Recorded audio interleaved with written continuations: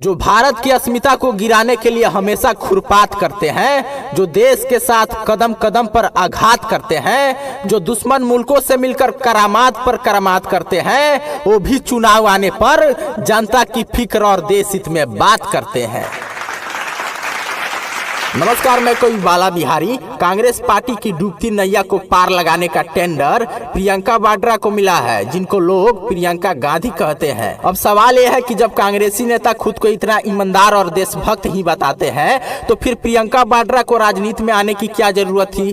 क्या कांग्रेस पार्टी में स्टार प्रचारक की कमी हो गई है, या फिर कांग्रेस पार्टी में प्रियंका वाड्रा के अलावा और कोई प्रचारक ही नहीं है? सच तो यह है कि कांग्रेस परिवारवाद की एक परिभाषा है और प्रियंका वाड्रा यूपी चुनाव में घूम घूम के प्रचार कर रही हैं, जनसंपर्क कर रही हैं और जनता को लालच का पैकेज दे रही हैं। और योगी जी के दामन में दाग लगाने से पहले कांग्रेस के कटे हुए पंजे के इतिहास को नहीं देख रही हैं। प्रियंका वाड्रा जी, योगी जी को बुरा भला कहने से पहले एक बात बताइए हमको, क्या कई पीढ़ियों से पुश्त दर पुश्त योगी जी के परिवार के लोग यूपी में शासन कर रहे हैं, या योगी जी का कोई भाई बहन भतीजा योगी जी के बाद यूपी के मुख्यमंत्री पद का दावेदार है? क्या योगी जी के परिवार का कोई एक सदस्य राजनीति का र भी जानता है? आखिर बात क्या है? क्या एक ईमानदार सन्यासी के लिए यूपी के मुख्यमंत्री का पद उचित नहीं है, या देशभक्ति, राष्ट्रभक्ति और सत्य का साथ देना कोई जुर्म, कोई अपराध है? जितनी भी राजनीतिक पार्टियां हैं, सबके जुबान पर सिर्फ एक ही बात है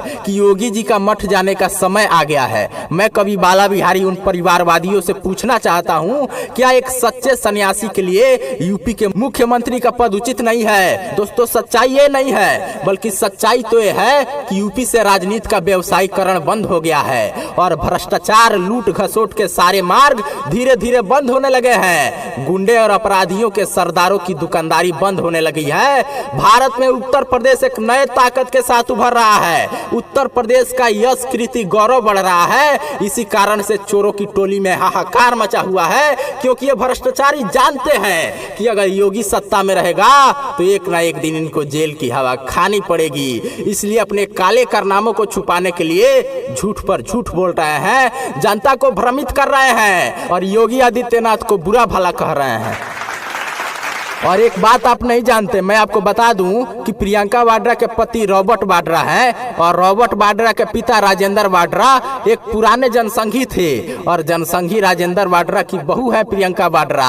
और सबसे महत्वपूर्ण बात जो जानना बहुत आवश्यक है, कांग्रेस पार्टी हमेशा से प्रियंका वाड्रा में इंदिरा गांधी की छवि दिखाते आ रही है और जनता को भ्रमित करके इंदिरा गांधी के नाम पर वोट लेते रही है। तो आखिर किस इंदिरा की छवि दिखाती है कांग्रेस पार्टी प्रियंका वाड्रा में? वो इंदिरा जो खुद प्रधानमंत्री बनने के लिए लाल बहादुर शास्त्री की हत्या करवा देती है, वो इंदिरा, या वो इंदिरा जिस पे 1975 में भ्रष्टाचार का आरोप सिद्ध हुआ था और इलाहाबाद हाई कोर्ट ने पार्टी से इस्तीफा और 6 साल तक चुनाव न लड़ने का फैसला सुनाया था? या उससे भी बढ़कर वो इंदिरा जिसने देश में इमरजेंसी लगाकर 19 महीने तक तालिबानी शासन चलाई थी? एक इंदिरा और थी जिसने हिंदुओं को पकड़वा कर जबरदस्ती नसबंदी करवाई थी। एक इंदिरा थी जिसको ऑक्सफोर्ड यूनिवर्सिटी ने भगा दिया था।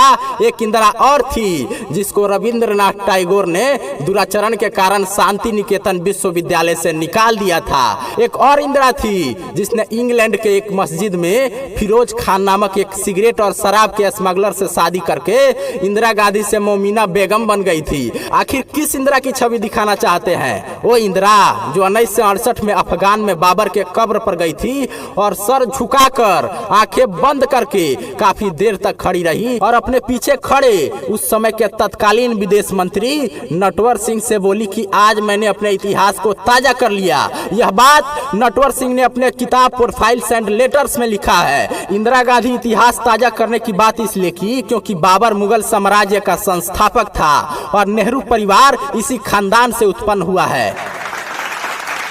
और मित्रों, अब आप तो समझ ही गए होंगे कि आखिर कांग्रेस पार्टी प्रियंका गांधी में किस इंदिरा गांधी की छवि दिखाते आ रही थी। तो अगर आप समझ गए हैं तो इस वीडियो को आगे भी शेयर कर दीजिएगा, ताकि जो लोग नहीं जानते हैं वो भी अच्छे से जान लें, समझ लें। तो अभी इस वीडियो को ज्यादा से ज्यादा संख्या में शेयर कीजिए। और देशभक्ति बाजार में नहीं बिकती है, देशभक्त बनने के लिए माँ का दूध पीना पड़ता है। और राहुल गांधी ने तो कभी माँ का दूध पिया ही नहीं है। राहुल गांधी तो बोतल का दूध पिए हैं, इसलिए वो बोतल है। और प्रियंका वाड्रा डब्बा का दूध पी है, इसलिए वो डब्बा है। तो इन बोतल और डब्बों से देश का कल्याण नहीं होगा।